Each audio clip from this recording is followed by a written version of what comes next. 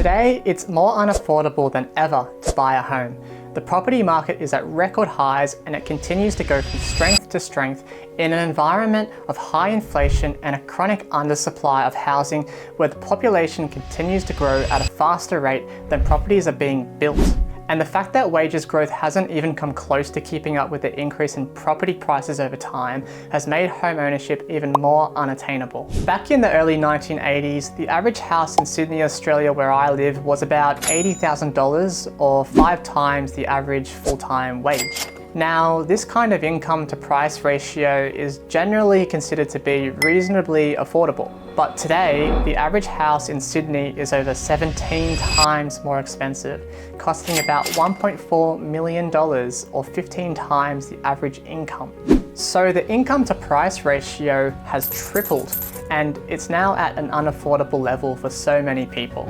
It's little wonder then that home ownership rates for younger people between 25 and 34 has dropped significantly.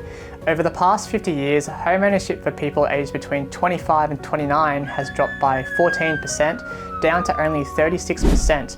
And for people aged between 30 and 34, it's also dropped by 14%, down to only 50% over the same 50-year period. Australia's national median property values have increased by about 7% annually on average over the past 30 years, which means that property prices have doubled every 10 years or so. With this backdrop, it's understandable that so many people are feeling a sense of hopelessness when they think about trying to break into the property market. They believe they'll never be able to afford their own home because they project forward and they think that even if they save hard for a deposit for the next 10 years, the home they're looking at buying now would have doubled in value by that time, and so they believe they'll never have enough for a deposit. The good news is that there are 3 things that you can do to massively increase your chances of buying your own home as soon as possible, and all 3 of them are completely within your control. So the first one is mindset. I strongly believe that your mindset largely determines your ability to get into the property market and your financial success more generally. Confucius says that he who says he can and he who says he can't are both usually right. This is so true and so important to understand because your beliefs really do lead to your actions and your actions lead to your result. If you don't believe it's possible for you to get into the housing market, then the outcome is very predictable.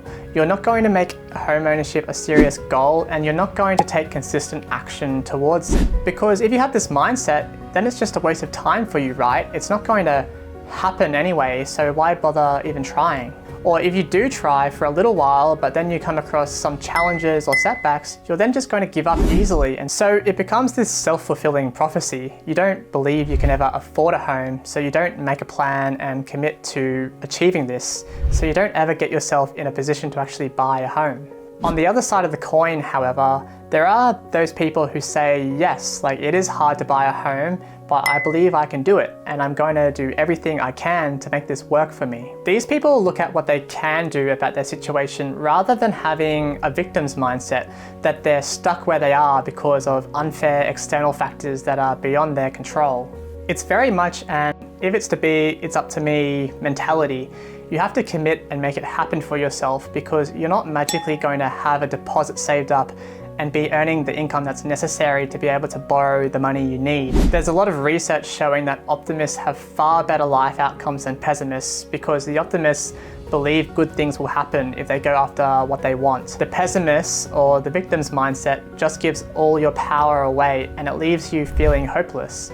It's not helpful at all. So I'll channel a little bit of Star Wars here and say, be mindful of your thoughts, they betray you. Because if you keep telling yourself that you'll never afford a home, you will soon believe it.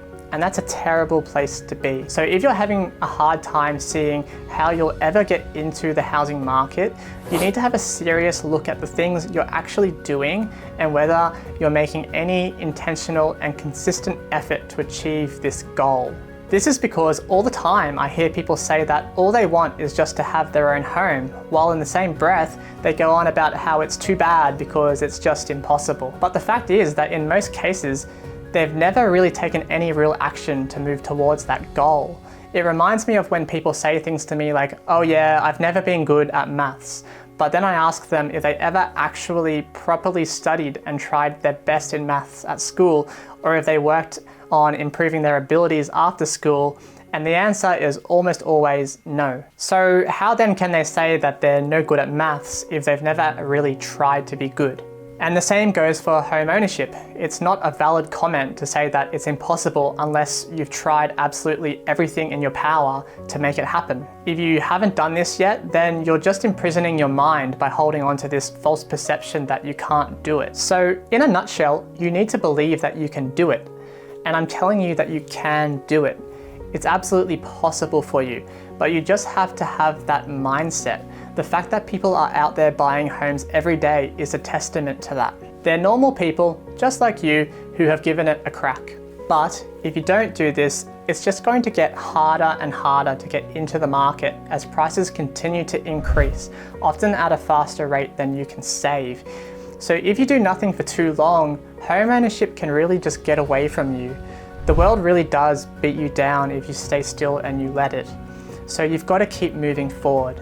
On the flip side, the world massively rewards people who stay in motion. The second thing you can do to massively increase your chances of buying your own home is to lower your expectations.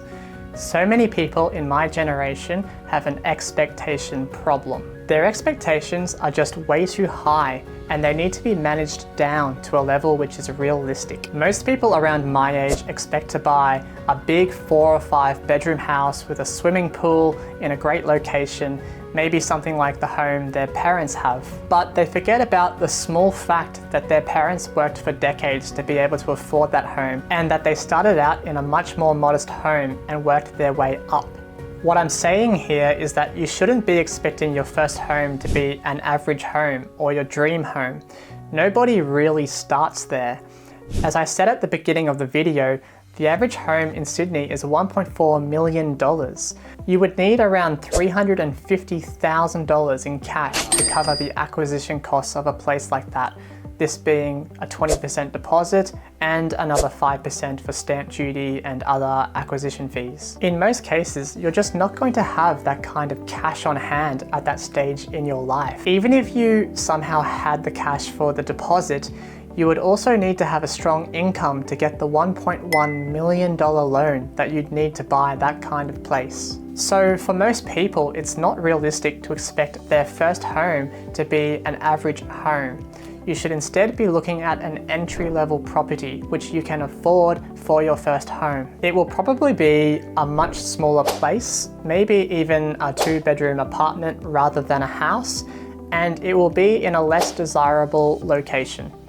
It won't be anything fancy, it might be a bit old, ugly, outdated, and run down, but that's okay. It's all part of the journey. So the core idea behind tempering your expectations is to get you into the property market as early as possible so that you can then sit back and let the prices go up over time, and then use that equity you've built up in that property to upgrade to a better home. Then you just need to repeat this process until you can afford an average home and eventually your dream home. This is why it's called the property ladder, because it's all about getting onto the ladder, even if it is on a lower rung, so that you can then climb up the ladder over time. This is the path that most of our parents' generation took and which has worked out quite well for them. So to get an average home, you need to first buy a below average home.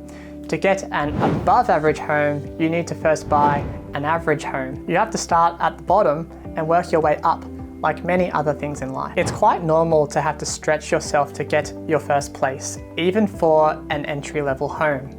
It's probably the most you'll ever have to stretch yourself. But don't worry, the first one is by far the hardest and it gets easier after that. Home ownership is a rough road which ends smoothly. You need to be able to get through the bumpy start to get to the smooth end. The point is to not get down about not being able to buy an amazing home straight off the bat. You honestly just need a place which is safe and comfortable to live in order to be happy. Research shows that people only use about 40 to 50% of the rooms in their big houses anyway, so they're paying big money for all of this space which they don't even use. So to wrap this all up, be humble. Look to buy a home which you can actually afford. Sit back and watch your equity grow, and then use that equity to upgrade your home when you're ready. But if you hated everything I've just said and you can't bear the idea of living in an entry-level home for a while, well, you're not doing a good job of managing your expectations. But putting that aside, there is another option, and that is you could buy an investment property in an affordable but good location, even in another state if needed, and rent where you want to live. Even if you have no interest in property investing itself, you could still just buy an investment simply for the purpose of building equity in that property, selling it, and using the sale proceeds to get you into your first home. And to help you with this so that you don't need to do it yourself or do any heavy lifting, there are a bunch of property investment service businesses out there like property advisors and buyer's agents whose expertise you can leverage to do this for you. So once you've got the right mindset and you've got realistic expectations, the third and final thing you need to do to help yourself get into a home is to take action every day towards this goal, even if it's just baby steps. As I said earlier, I truly believe that action will just naturally flow from having the right mindset anyway. So hopefully you don't need to think too hard about this final step. But if you're not sure about what steps you actually need to be taking, I'll list off a few for you right now, but just be aware that they're not in any particular order. Number 1, see a mortgage broker to get an indicative assessment of how much money you can borrow to buy a place. This will show you what you can realistically afford, and from that you can also figure out what size deposit you need to save. Don't forget to add on, say, another 5% to the deposit amount to account for other acquisition costs like stamp duty and legal fees. Number 2, build a habit of saving at least 20% of your income, but preferably 50% or more if possible. Save as much as you can so that you can get that deposit ready as soon as possible. Getting the deposit together is the biggest barrier for most people since property prices are so high these days. So saving must be a priority. Number 3, look for any government incentives or other avenues by which you can reduce the amount of deposit you need to pay. It's usually 20%, but I have seen incentives from time to time, or at least talk about incentives by the government that will allow you to get in with a 10% or even a 5% deposit. This obviously makes things a lot easier to get over that big deposit hurdle which holds back so many people. Number 4, get rid of your personal debts. Pay them off. This includes things like personal loans, credit cards, finance for your car. All of these things just crush your borrowing capacity, and therefore they limit your ability to afford a home. Number 5, build your skills or start a side hustle to increase your income. Your income, together with your spending, determines your borrowing capacity. So the higher your income, the more money you can borrow. This is especially important if it's your borrowing capacity rather than your ability to save a deposit which is holding you back. And if your problem is getting the deposit together, a higher income will also allow you to save more money faster, which in turn gives less opportunity for the market to keep going up on you. Well, that's it from me today, guys. I hope this video has provided some help to you with getting into the property market because it's not easy. Just remember to start where you are and don't give up on yourself. Please do let me know in the comments what your biggest challenge is with getting into the market, or if you've already got a place, what was your biggest challenge at the time? I'd love to hear from you guys so that we can help each other out. And if you enjoyed the video, please consider subscribing, and you might want to check out this video that's on your screen right now about how to become an expert saver so that you can get that almighty deposit together as soon as possible. But with that, thanks so much for watching, guys. Have a great day, and bye-bye.